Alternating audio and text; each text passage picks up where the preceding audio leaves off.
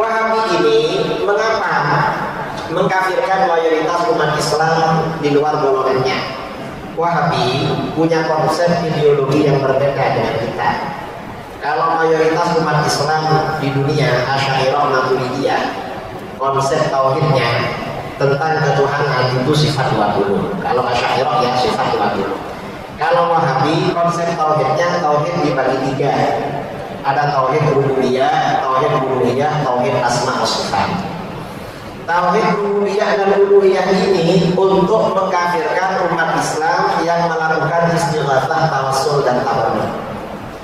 Jadi orang yang beristighatsah, bertawassul dan bertabarruk itu syirkan akbar. Jadi bukan bukan asghar tapi akbar. Syiriknya syirik akbar. Itu orang yang beristighatsah, bertawassul dan bertabarruk dianggap syirik akbar oleh mereka. Kemudian tauhid asma wa sifat ini untuk menyesatkan dan mengkafirkan mayoritas umat Islam yang akidahnya tanzih. Tanzih itu artinya menyucikan Allah dari menyerupai makhluk dan menyucikan Allah dari membutuhkan tempat dan arah. Karena Wahabi beriktikad Tuhan itu wajib bertempat. Tempatnya ada di arsy. Setiap pukul 3 malam turun ke langit pertama di dunia. Itu mereka di dalam aktivitas mereka.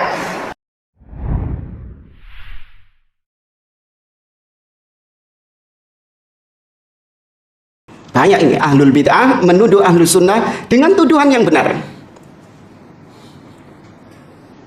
Apa? Ahlul bid'ah menuduh ahlus sunnah bahwasanya ahlus sunnah itu meyakini semua orang yang di luar Islam itu kafir. Ini dilontarkan oleh orang-orang liberal. Salafi itu menganggap yang di luar Islam itu kafir. Apa jawaban antum? Iya memang. Iya memang kita menganggap semua yang di luar Islam kafir. Itu tadi ayatnya dibaca ketika sholat subuh. Apa? Qul ya ayyuhal kafirun. Allah sendiri yang menamai mereka kafir. Ya, dan banyak. Nanti akan insya Allah disebutkan sebagian. Yang kedua, ahlul bid'ah menuduh ahlus sunnah dengan tuduhan apa?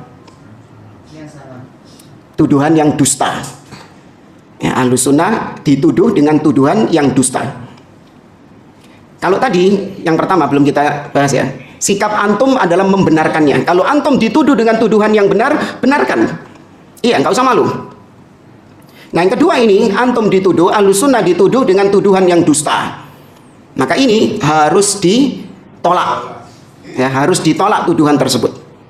Seperti misalnya ahlus sunnah, salafi itu adalah teroris. Bagaimana sikap antum? Apa antum benarkan? Naudzubillah. Ditolak dengan tegas, enggak. Justru kita yang terdepan membantah teroris. Apalagi?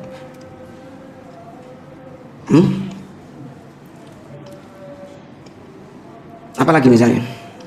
Tadi anak perjalanan sini banyak kok. Iya, perjalanan ke sini tadi banyak kok ngumpulkan ini. Hilang semua, qadarullah. Ya, tapi paham ya poin yang kedua ini ya. Antum dituduh dengan tuduhan yang dusta, maka harus ditolak. Itu yang ketiga ini. Ya, ini yang ketiga.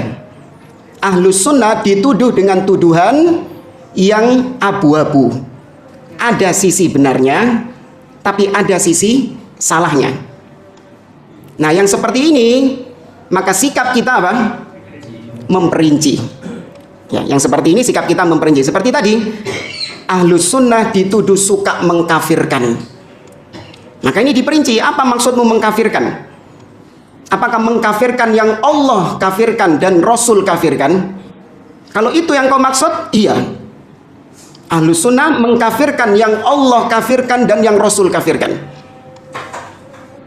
Tapi kalau yang kau maksud adalah ahlus sunnah gemar mengkafirkan kaum muslimin tanpa hak, mengkafirkan kaum muslimin serampangan, maka kita tolak. Ahlus sunnah bahkan sangat jauh dari mengkafirkan secara serampangan. Ahlus sunnah memiliki konsep terpenuhi syarat-syaratnya dan dihilangkan penghalang-penghalangnya. Sangat berhati-hati ahlus sunnah dalam mengkafirkan individu. Terus apa yang kau maksud Ahlus Sunnah suka mengkafirkan? Apakah Ahlus Sunnah kau tuduh suka mengkafirkan hanya gara-gara Ahlus Sunnah menjelaskan tentang hukum perbuatan ini kafir, kufur? Barang siapa yang melakukannya maka dia keluar dari Islam. Barang siapa yang mengucapkan ini maka dia keluar dari Islam. Kalau itu kau tuduh kami suka mengkafirkan, maka iya. Ya, karena memang dalil-dalilnya jelas. Ya, kita mengatakan barang siapa yang berbuat syirik, minta-minta kepada kuburan keramat, maka dia kafir, murtad, keluar dari Islam. Benar apa enggak? Sahih. Tapi ini hukum secara apa? Global. Adapun individu-individu muslimnya, Ahlus Sunnah sangat berhati-hati dalam mengkafirkan individu-individunya. Ya, maka harus dibedakan antara vonis secara global dengan vonis secara individu. Ya. Nah, ahli bid'ah digebiah-uyah. Mereka ngelihat pokoknya salafi itu suka tukang ngafirin orang. Terus contoh yang ketiga juga, salafi itu mujassimah. Ya, salafi itu mujassimah. Apa maksudnya mujassimah? Tidak ikut toh, lebih global. Iya, menjasmanikan Allah, yakni menyerupakan Allah dengan makhluk. Maka ini sama tadi, ada sisi benarnya, ada sisi batilnya. Apa yang kau maksud kita menyerupakan Allah dengan makhluk? Kalau yang kau maksud adalah kita menetapkan sifat Allah sebagaimana yang Allah kabarkan, meskipun sifat itu juga ada pada makhluk. Kalau itu yang kau katakan kita ini menyamakan Allah dengan makhluk, maka kita jawab iya, memang demikian. Makanya Allah mendatangkan istilah tamfil, bukan tashbih. Anda perhatikan ayat dalam surat Asy-Syura. Allah mengatakan laisa kamitslihi syai'un. Allah menggunakan kata-kata mithil. Mithil ini artinya serupa.